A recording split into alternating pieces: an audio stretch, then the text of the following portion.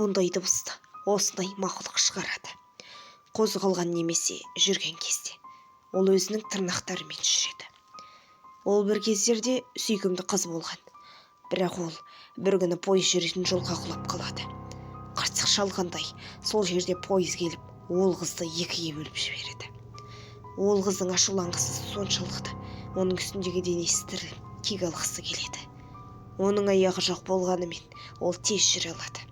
Егер сіз оны кездестірсеңіз, ол сізді өзі сияқты екіге бөліп тастайды. Ең жақсысы, кездестірмей-ақ қойғаныңыз жөн. Неге сізді көрсе екіге бөліп тастайды деп ойлайсыз? Себебі ол өзінің осылай өлетінін қаламады, немесе осылай өлем деп ойламады.